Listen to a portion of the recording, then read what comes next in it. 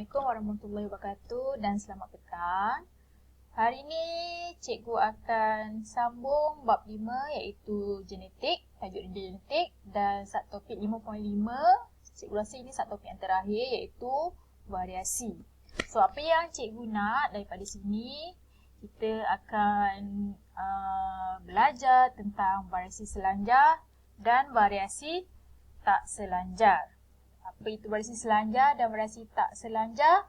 Cikgu akan terangkan sebentar sahaja lagi. Okey, seterusnya objektif pembelajaran kita pada hari ini adalah untuk mendefinisikan beza antara variasi selanjar dengan variasi tak selanjar. Okay, memberi dua contoh variasi selanjar dan juga dua contoh variasi tak selanjar. Yang ketiga, membanding beza antara variasi selanjar dan variasi tak selanjar. Keempat, mengenal pasti faktor-faktor yang menyebabkan variasi. Dan akhir sekali, kita akan menyatakan kepentingan variasi.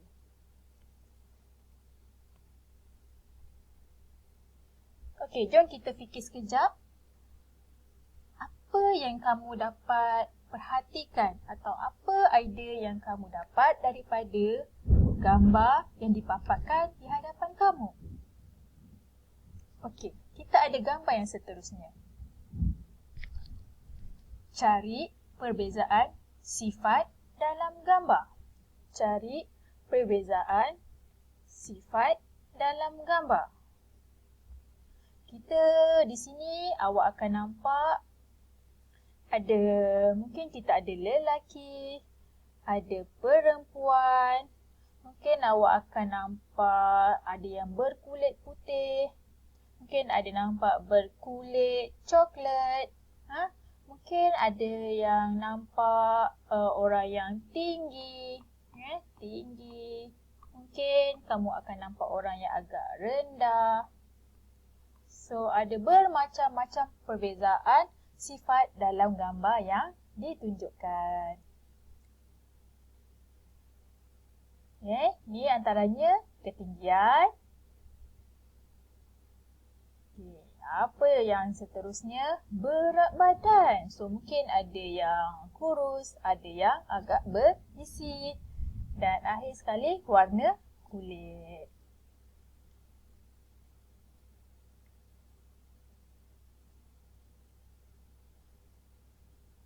Okey, seperti yang cikgu telah sebutkan pada awal tadi, variasi terbahagi kepada dua jenis. Macam mana nak ingat? Cikgu senang saja. Macam mana nak tulis huruf V? 1, 2. Jadi ada dua jenis. 1, 2. Variasi selanjar dan variasi tidak selanjar.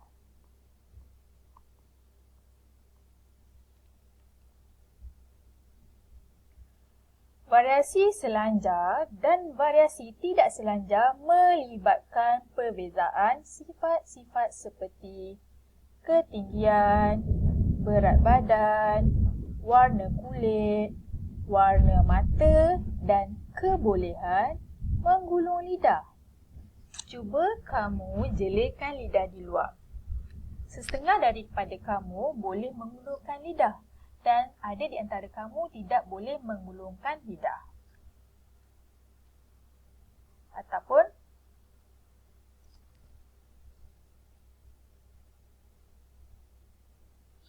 mari kita lihat perbezaan di antara kedua-dua variasi iaitu variasi selanjar dan variasi tidak selanjar. Variasi selanjar adalah variasi yang tidak menunjukkan perbezaan yang nyata. Dia tidak menunjukkan perbezaan yang nyata. Perbezaan berada dalam julat antara dua ekstrim. Contoh, ketinggian, berat badan, warna kulit dan kecerdasan. Dalam dunia ni, kita akan dapati ada bermacam-macam manusia dengan bermacam-macam ketinggian. Contoh ada yang 160 cm, 150 cm, 152 cm. Takkan ada wujud hanya ada 2 atau 3 saja ketinggian. Contoh, hanya ada 10 cm, hanya ada 30 cm saja. Tak mungkin terjadi. Sebab itulah kita mengatakan dia adalah variasi yang tidak menunjukkan perbezaan yang nyata. Contoh yang kedua, berat badan. Adakah anda dapati di dunia ni, manusia ni hanya mempunyai 4 jenis kategori berat badan. Contoh, ada yang 20 kg saja, 30 kg saja, 40 kg saja, dan 50 kg saja. Tak. Sebenarnya ada pelbagai jenis berat badan. Ada mungkin 41, 42, 43 kg, 50 kg, 51 kg dan mungkin sehingga 200 kg. Ini adalah graf untuk variasi selanja. Ya. Dia akan menunjukkan taburan normal, bermaksud akan ada yang sedikit, yang banyak dan sedikit. Okay, seterusnya variasi tidak selanja. Variasi yang menunjukkan perbezaan yang nyata. Ya, sangat nyata. Contoh, jantina. Ada jantina lelaki dan ada jantina perempuan. Kumpulan darah. Ada A, ada kumpulan darah B, AB dan O. Corak cap jari. Corak cap jari, setiap orang mempunyai corak cap ibu jari yang berbeza. Tetapi, corak cap ibu jari ni telah dikelaskan mengikut kategori-kategori yang tentu. Contoh, ada yang berpusar, ada kategori komposit dan sebagainya. Dan akhir sekali, bentuk cuping telinga. Ada cuping telinga bebas, maksudnya dia ada cuping telinga. Dan ada juga jenis telinga yang melekap, dia macam bentuk C. Okey, ini adalah graf untuk variasi tak selanja. Disebabkan dia menunjukkan perbezaan yang nyata, jadi ini adalah graf bagi variasi tak selanja. Bentuk cuping telinga. Katalah dalam satu kelas ada 16 cuping telinga yang melekap. 16 orang cuping telinga yang melekap dan 20 orang pelajar mempunyai cuping telinga yang bebas. Okey, ya seperti yang cikgu terangkan tadi, variasi ada 2, selanja dan tidak selanja. Kita ulang kaji semula. Variasi selanja adalah sifat yang boleh diukur. Contoh ketinggian, berat dan warna kulit. Variasi tak selanja adalah sifat yang tak boleh diukur. Kebolehan menggulung lidah, kumpulan darah dan jenis cap jari. Variasi selanja adalah disebabkan oleh faktor persekitaran. Contoh, kalau berat, dia makan sangat banyak. Mungkin dia boleh menjadi berat badan itu sangat berlebihan. Variasi tak selanja kebiasaannya disebabkan oleh faktor genetik. Maksudnya, diwarisi daripada kedua ibu dan bapa. Variasi selanja ini tak boleh diwarisi. Contoh, mungkin ada ibu bapa yang gemuk, tetapi kumpulan darah, mungkin ayah berdarah A, anak pun mungkin akan berdarah A. Ini sepatutnya cikgu dah rancang untuk kita buat aktiviti ni di dalam makmal. Bagaimana untuk mengesan cap jari pembunuh. Biasanya tahun-tahun lepas cikgu akan buat aktiviti ni, kita akan kumpulkan cap jari semua pelajar. Kita akan kategorikan cap jari tersebut. Kita buat graf. Dan sebenarnya tujuan aktiviti ni kita nak cari siapakah pembunuh kepada mangsa tersebut.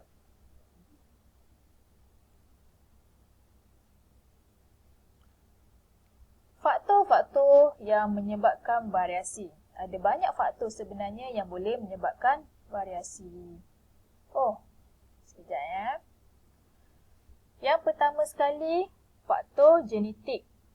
Faktor genetik ni adalah faktor yang kita dapat daripada keturunan kita, daripada ibu bapa kita dan mungkin daripada atuk dan nenek kita. Pertukaran maklumat genetik antara kromatik semasa pindah silang berlaku. Okey, daripada mana kita dapat variasi yang kita dapat tu, ingat tak? Kita dah belajar proses meiosis, ada kromosom. Kemudian ada berlaku pindah silang kat sini. Okey, bila berlaku pindah silang, maka kita mendapat variasi tersebut. Kemudian kita faktor yang menyebabkan variasi adalah persenyawaan sperma dengan ovum yang berlaku secara rawak, dan mutasi juga boleh menyebabkan variasi. Mutasi ini adalah faktor-faktor yang boleh menyebabkan kecacatan. Selain itu, variasi juga boleh disebabkan oleh faktor persekitaran, faktor yang terdapat di sekeliling kita. Contoh, cahaya matahari dan suhu. Kita asalnya kulit agak-agak sawo matang, warna coklat, tapi disebabkan kita selalu berjemur, maka lama-lama kulit kita pun menjadi hitam manis. Okey, kemudian faktor bekalan makanan, makan banyak-banyak, ke badan pun jadi naik. Dan faktor kelembapan.